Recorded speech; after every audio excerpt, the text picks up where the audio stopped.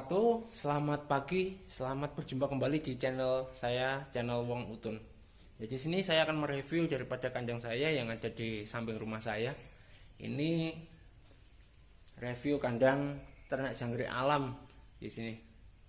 Ya nanti saya akan membahas ataupun mengulas dari pengalaman saya ya di sini untuk ternak jangkrik alam yang kurang lebih sekitar 3 bulan lah. Sebelumnya saya ada di jangkrik genggong atau jangkrik kalung yang saya mulai kurang lebih di tahun 2019 bulan Februari kalau nggak Januari kemarin itu. Ya kita review aja. Ini untuk jangkrik alam usia 18 hari ya, ini 18 hari. Ini ya alhamdulillah makannya lahap juga, meskipun pakan murah tapi tidak murahan untuk hasilnya. Ya ini nanti kita sharing saja ya. Sharing berbagi pengalaman saja. Di sini mungkin dari peternak lain mungkin ada yang kesamaan dengan saya ataupun ada yang beda, nanti bisa saling sharing ya di kolom komentar. Ya sebelumnya saya akan mereview ya di sini, di rumah ini, samping rumah ini ataupun di rumah ini, kandang ini saya ada kurang lebih 12 box di sini yang semuanya saya isi dengan jangkrik alam ataupun jangkrik ciliring di sini. Ya, untuk berbagi pengalaman ya, ternak jangkrik alam sama jangkrik kalung, memang jangkrik kalung itu lebih cepat, 24 hari 25 hari bisa dipanen. Tapi kalau untuk kestabilan harga itu saya lebih dominan di jangkrik alam, ataupun untuk perawatannya lebih simple jangkrik alam itu. Ya, kalau saya ya, ini berbagi pengalaman saya dari mulai beternak jangkrik alam itu, saya di usia jangkrik alam mulai dari tebar telur sampai umur 10 hari saya menggunakan media etre ya. Etrenya semuanya sampai nanti panen kita menggunakan media etre. Tapi untuk penataan etrenya kita pakai metode etre yang seperti itu ya, tidur itu seperti itu.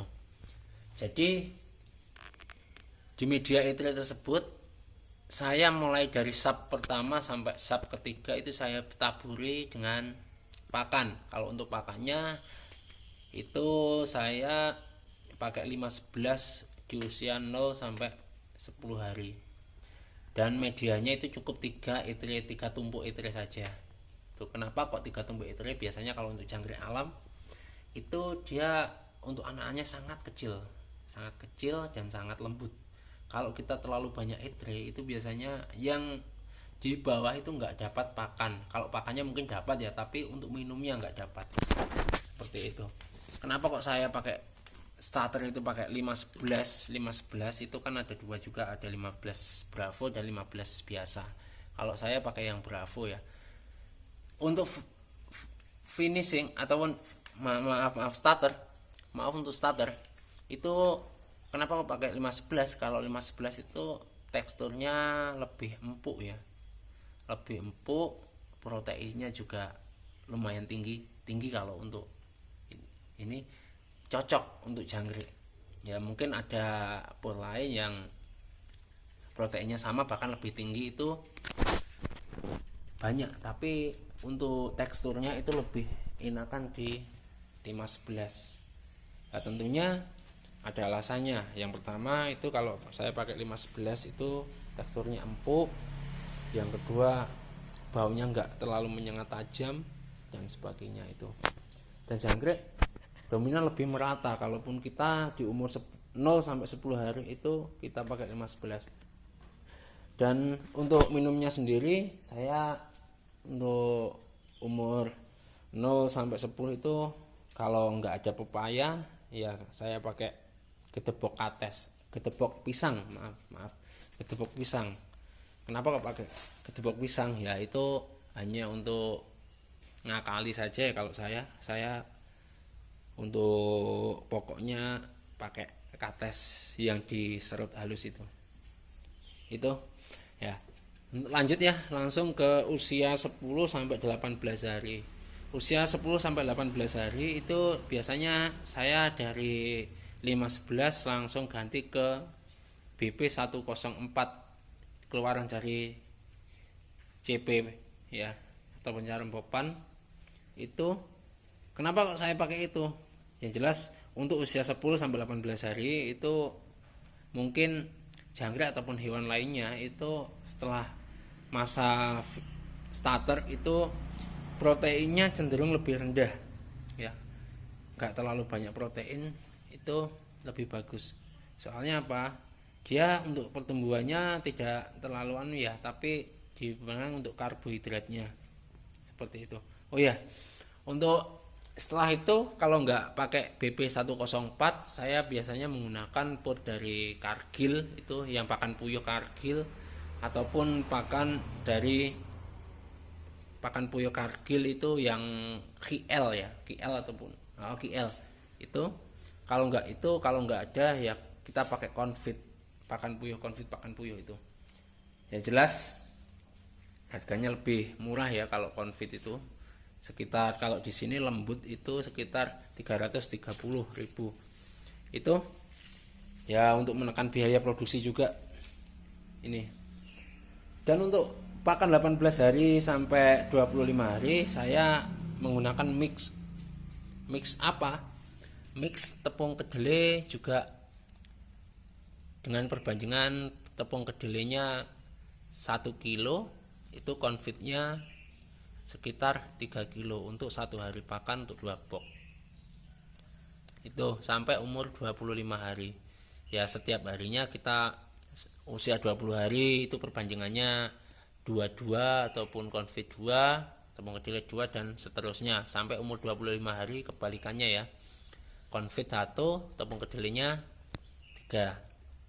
Seperti itu. Dan lepas dari umur 25 hari biasanya jangkrik itu lebih banyak menghabiskan makan itu ke karbohidrat juga. Nah, di sini saya menggunakan tepung kedelai ya. Tepung kedelai itu kalau di sini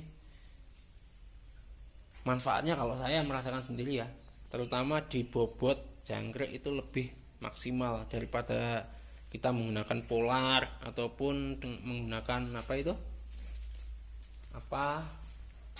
katul ya, katul ya. Ini ya nanti kalau menggunakan tepung kedelai itu murah, yang jelas itu sekitar 5.500 per kilonya. Kalau kita beli per sak itu ketemu 220 per 40 kilonya. Yang jelas dengan harga segitu itu masih tergolong murah ya untuk pakan jangkrik itu, dan hasilnya juga memuaskan juga. Itu FCR-nya kurang lebih sekitar 1:1,2 per kilonya. Itu ya di sini selama saya ternak jangkrik alam itu hasilnya alhamdulillah stabil ya, di angka 45 sampai 60 kilo bahkan bisa lebih. Itu stabilnya di angka segitu. Itu mungkin ya untuk perawatannya untuk jangkrik alam lebih gampang juga.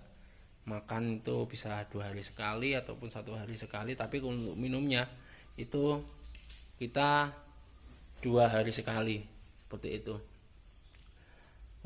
Di sini kita umur 18 hari sudah menggunakan bonggol pepaya ya, ataupun pohon pepaya.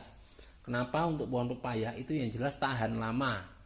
Kalau di sini kan gampang untuk cari pohon pepaya itu, kita tinggal beli.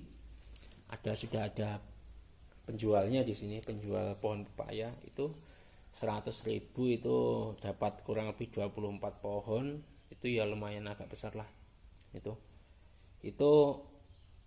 kalau untuk pohon pepaya itu yang jelas bikin jangkrik itu bobot yang jelas ya, seperti itu, daripada kita menggunakan pohon pisang. Kalau pohon pisang cenderung berair, nanti pas waktu panen biasanya kakinya patah-patah seperti itu, kurang kuat lah intinya untuk jangkrik itu ya.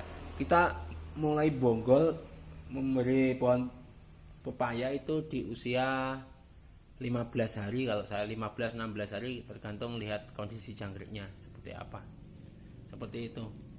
Nah, dengan seperti itu saya di sini sudah 3 bulan ini ternak jangkrik alam.